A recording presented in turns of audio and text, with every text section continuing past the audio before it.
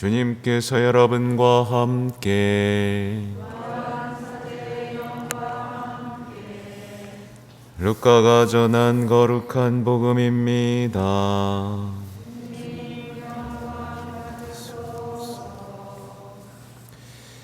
그때 예수님께서 제자들에게 말씀하셨다.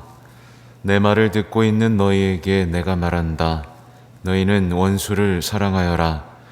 너희를 미워하는 자들에게 잘해주고 너희를 저주하는 자들에게 축복하며 너희를 학대하는 자들을 위하여 기도하여라. 내 뺨을 때리는 자에게 다른 뺨을 내밀고 내 겉옷을 가져가는 자는 속옷도 가져가게 내버려 두어라. 달라고 하면 누구에게나 주고 내 것을 가져가는 이에게서 되찾으려고 하지 마라. 남이 너희에게 해주기를 바라는 그대로 너희도 남에게 해주어라. 너희가 자기를 사랑하는 이들만 사랑한다면 무슨 인정을 받겠느냐? 죄인들도 자기를 사랑하는 이들은 사랑한다. 너희가 자기에게 잘해주는 이들에게만 잘해준다면 무슨 인정을 받겠느냐? 죄인들도 그것은 한다. 너희가 도로받을 가망이 있는 이들에게만 구워준다면 무슨 인정을 받겠느냐? 죄인들도 고스란히 되받을 요량으로 서로 구워준다. 그러나 너희는 원수를 사랑하여라. 그에게 잘해주고 아무것도 바라지 말고 구워주어라. 그러면 너희가 받을 상이 클 것이다. 그리고 너희는 지극히 높으신 분의 자녀가 될 것이다. 그분께서는 은혜를 모르는 자들과 악한 자들에게도 인자하시기 때문이다. 너희 아버지께서 자비하신 것처럼 너희도 자비로운 사람이 되어라. 남을 심판하지 마라. 그러면 너희도 심판받지 않을 것이다. 남을 단죄하지 마라. 그러면 너희도 단죄받지 않을 것이다. 용서하여라. 그러면 너희도 용서받을 것이다. 주어라. 그러면 너희도 받을 것이다. 누르고 흔들어서 넘치도록 후하게 되어 너희 품에 담아주실 것이다. 너희가 되지라는 바로 그 되로 너희도 되받을 것이다. 주님의 말씀입니다.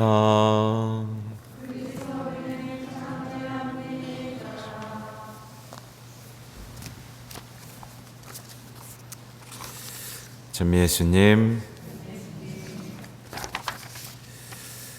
네, 오늘 말씀 잘 들으셨죠?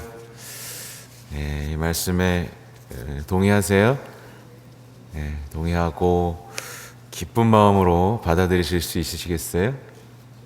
네, 아니면 슬프고 약간 억울한 마음으로 반대하시겠어요? 오늘 복음은 어떻게 보면 속도 모르는 엄격한 부모님의 말씀처럼 들리기도 하죠. 착하게 살아라, 이렇게 강요하시는 것 같기도 하지만 복음은 언제나 그렇듯이 우리 그리스도인들에게 기쁜 소식으로 들릴 수 있어야 돼요. 그렇죠? 그리고 행동으로 실천될 수 있어야만 합니다. 오늘 복음 좀 무시무시하죠. 미워하는 자들에게도 잘해주고 원수도 사랑하고 저주하면 축복하고, 그죠? 뺨도 뭐 맞으면 또 반대뺨 대기도 하고, 그죠? 다 주라고 합니다. 그렇다고 해서 예수님께서 우리가 폭행당하고 또 미움받고 학대당하고 빼앗기고 그렇게 미련하고 억울하게 살기를 바라실까요? 그게 아니죠, 그죠? 그게 아니고 뭔가 다른 걸 주고 싶어 하시는 거죠. 뭔가 진짜 좋은 걸 주고 싶어 하시는 겁니다. 그러니까 그저 착하게 살고 불가능한 일을 한번 시도해 보면서 살라, 이게 아니라 사랑할 수 있는 그 평화로운 삶을 지금 선물해 주고 싶으신 거예요. 하나의 해방을 선물해 주는 겁니다. 그러니까 예수님께서는 우리가 보통 우리 일상적으로 미워하고 복수하고 저주하고 또 고소하고 폭력으로 맞서는 그 삶에서 이제 해방시켜 주시는 겁니다. 그렇게 살 필요 없다, 얘들아 하면서 이제 너희는 분노할 필요도 없고 폭력적인 삶을 살 필요도 없고 복수하는 사람이 될 필요도 없다, 이렇게 해방의 메시지를 주시는 거예요. 오늘 이 말씀을 들으신 분들은 이제 더 이상 억울했던 일 기억할 필요가 없습니다. 섭섭했던 일도 기억할 필요가 없어요. 이제 상처받을 필요도 없고 나에게 저질러졌던 그 악행들을 기억하면서 살 필요가 없습니다. 이 말씀이 주어졌기 때문에 그래요. 이 말씀이 주어졌기 때문에 우리는 이제 안심하고 착하게 살아도 됩니다. 네, 이게 기쁜 소식이셔야 돼요. 네, 안심하고 착하고 온유하고 선하게 예수님께서 말씀하신 그 사랑의 승리를 살아가셔도 된다. 굳이 세상 사람들처럼 세상의 삶의 방식 있잖아요. 행복의 공식. 이것대로 하지 않아도 행복해질 수 있다라는 겁니다. 그 이유는 자세히 설명이 돼 있어요. 우선은 받게 된다는 거예요. 받게 된다. 심판하지 않으면 심판받지 않고요. 단죄하지 않으면 단죄받지 않고요. 용서하면 용서받고 주면 받게 될 것이다. 보상을 말씀하시는 거죠. 여러분의 원수가 있으세요? 네. 미워하는 사람 있으세요? 꼴도 보고 싶지 않죠, 그죠? 안 봤으면 행복할 것 같죠? 근데 안 보고 있으면 행복해져요? 행복해지진 않아요, 그죠? 만약에 우리가 원수한테 잘해주잖아요. 그냥 예수님 말씀대로 잘해준다. 그럼 그 원수는 우리한테 잘해줄까요? 안 잘해줄 겁니다. 보통은. 그러니까 우리가 원수를 아무리 사랑한다 하더라도 그 원수가 나한테 주는 건 없을 거예요. 근데 대신에 누가 주죠? 하느님이 준다라는 약속인 겁니다. 그러니까 지상에서는 못 받겠지만 하늘나라의 것이 우리에게 주어진다는 약속인 거예요. 이게 얼마나 위대한 약속인가요? 넘치도록 주실 것이다라는 약속이 있죠. 하지만 그럼에도 불구하고 이 완고하게 예수님의 말씀을 거부하는 사람이 있어요. 아니에요. 저는 그렇게 안 살 거예요. 그렇게 어떻게 살아요?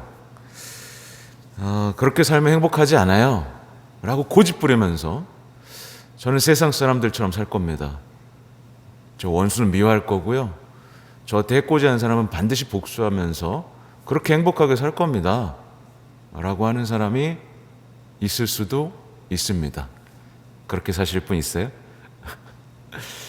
근데 이게 얼마나 불행한 삶이냐면요. 말하자면 우리 그리스도인들은 세상에 파견된 양이잖아요. 그렇죠? 이리떼 가운데로 보낸다고 하셨잖아요. 양으로 가야 되는데 이리떼와 늑대에 맞서기 위해서 나도 늑대가 될 거야.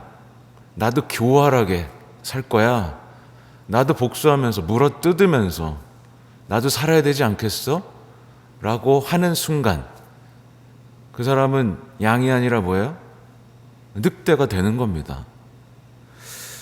근데 늑대가 되는 순간 어떻게 되냐면 이제 목자는 없는 겁니다.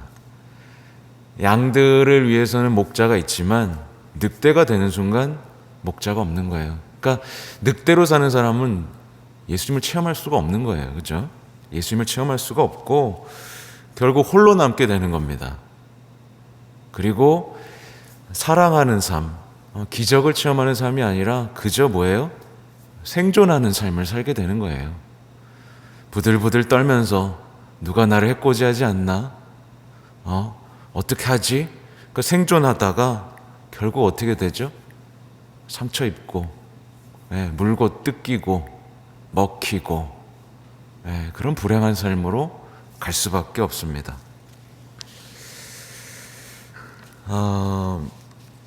그래도 예수님께서 왜 이렇게 불가능해 보이는 일을 시키시냐라고 생각하시는 분도 있을 수 있어요. 근데 오늘 제2독서의 마지막 구절이 그 정답이에요. 우리가 흙으로 된 그 사람의 모습을 지녔듯이 하늘에 속한 그분의 모습도 지니게 될 것입니다. 우리가 예수님의 말씀을 믿고 희망하면서 그 사랑을 살아내면 반드시 예수님처럼 됩니다. 네. 제가 평일 미사 때도 계속 말씀드리는 거지만 예수님처럼 살길 원하면서 자신을 버리고 십자가를 따르는 사람은 반드시 예수님처럼 됩니다. 그게 우리 그리스도인들의 용어 중에 신화라는 게 있어요. 우리도 예수님과 똑 닮은 사람이 될 것이다 라는 거예요. 그래서 우리 인간은 위대합니다. 그래서 인간은 존엄해요. 다른 동물들과 차원이 다른 부르심을 받은 존재입니다. 만약에 그렇게 거룩해지는 것을 포기한다면 우리처럼 불행한 사람은 없을 겁니다. 그렇죠?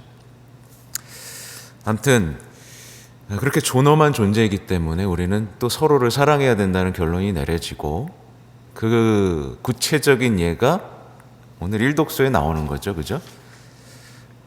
다윗이 복수할 기회가 딱 주어졌는데도 불구하고 내가 어찌 하나님께서 선택하신 사람에게 손을 댈 수 있느냐.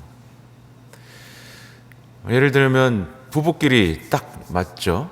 어떻게 나를 위해 선택해 주신 이 사람에게 내가 앙심을 품고 미워하고 저주하고, 그렇죠? 그렇게 살 수 있느냐라는 거예요. 자녀도 마찬가지고요. 그렇게 존엄함, 그러니까 하나님께서 나에게 주신 삶이라는 생명이라는 것을 가지고 사랑한다면 우리는 반드시 하나님의 힘을 체험할 때가 올 것이죠. 네. 아무튼 우리가 원수를 사랑하는 게 힘들다는 거 아셨고 그 인간의 한계를 뛰어넘는다는 것도 아셨습니다. 그래서 어떻게 하셨어요? 예수님은 사람이 되신 겁니다. 그 모든 것이 가능하다는 것을 보여주기 위해서 사람이 되셨고 성령을 부어주시겠다. 우리 안에 사시는 거잖아요. 그 영적 인간이 되면 우리는 그렇게 될 수 있는 거죠. 또 엄마도 보내주셨잖아요. 성모님까지 보내주시면서까지 우리가 사랑할 수 있는 힘을 주시는 거예요. 특별히 생각해야 될 건 오늘 내 뺨을 때린 자에게 다른 뺨을 내밀고 겉옷을 가져가는 자에게 속옷도 가져가게 하고 달라고 하면 주고 다 했던 그 모습은 딱 예수님의 모습이죠. 그죠? 딱 예수님의 모습입니다. 하느님의 전능하심이 어디서 드러나죠? 하느님의 전능하심은 무능해 보이는 십자가에서 드러나죠. 그죠? 저기서 다 승리하신 거잖아요. 그러니까 어떻게 보면 이렇게 무력하게 사는 삶은 예수님의 사랑에 동참하는 것이고 승리에 동참하는 것이다. 근데 세상 사람들은 바보라 그러죠. 어떻게 저렇게 살아. 근데 저렇게 승리하고 영광스럽게 되었다는 것을 기억하시면 좋겠어요. 제가 마지막으로 말씀드리고 싶은 말씀은 뭐냐면 사실 오늘 복음 있잖아요. 오늘 복음은 복음 선포 안 하고 사는 사람들에게는 되게 불편하고 싫은 얘기입니다. 아무리 해도 안 되는 얘기예요. 근데 난 이제 예수님의 제자로 살고 복음을 선포할 거야 라고 하는 사람들에게는 너무나 당연하고 마땅히 해야 할 지침입니다. 왜냐하면 복음을 선포하고 있는 사람이 미워할 시간이 있나요? 복음을 선포하는 사람이 미워할 시간이 없어요. 복수할 시간이 어디 있습니까? 예. 바오로 사도, 사도들의 삶을 보세요. 막 사람들이 미워했지만 그거 일일이 너 왜 나한테 그래? 이렇게 따지면서 복수하고 살 시간이 없는 거예요. 그리고 복수하고 미워하면 사랑을 증거할 틈이 없습니다. 그렇죠? 예. 그러니까 당연히 복음을 선포하는 사람은요, 이 말씀을 맞아 이렇게 살 수밖에 없는 거예요. 그러니까 그렇습니다. 아무튼 교황님께서도 여기에 대해서 많은 얘기를 하셨는데 이런 말씀을 하세요. 예수님의 사랑을 위해서 여러분의 마음을 무장해제하라. 하나님을 사랑하는 사람은 마음속에 원수가 없다. 네, 원수가 없다. 원수가 있는 사람은 누구예요? 자기를 사랑하는 사람. 네, 자기를 사랑하는 사람은 원수가 있고요. 살아가면 살아갈수록 원수를 계속 만듭니다. 저 사람도 원수, 저 사람도 원수. 그죠? 근데 하느님을 사랑하는 사람은 원수가 없고, 원수가 이제 점점 없어지는 거죠. 그죠? 그러니까 내 삶에서 지금 원수를 만들고 있는가, 원수가 사라지고 있는가를 보면 내가 잘 살고 있는가, 그렇지 않은가를 볼 수 있겠죠. 아무튼 우리가 고통스럽다는 걸 알지만 예수님께서는 우리가 기도하고 사랑하며 살 수 있기를 바라고, 그 예수님께서 가셨던 그 사랑의 길, 사랑의 혁명에 우리가 동참하기를 바라시는 겁니다. 예수님의 제자가 되고 싶으시죠? 네. 그러면 이제 다른 길은 없습니다. 네, 다른 길은 없어요. 여기 나오는 말씀 그대로 원수를 사랑하고 모든 것을 내주고 그런 삶만이 우리에게 허락되어 있을 뿐입니다. 네. 다들 동참하실 거죠? 네. 사랑의 혁명, 원수를 사랑하는 그 삶으로 오시고 이것이야말로 행복이라고 고백하고 그렇게 사랑을 증거하는 여러분이 되시기 바랍니다. 아멘.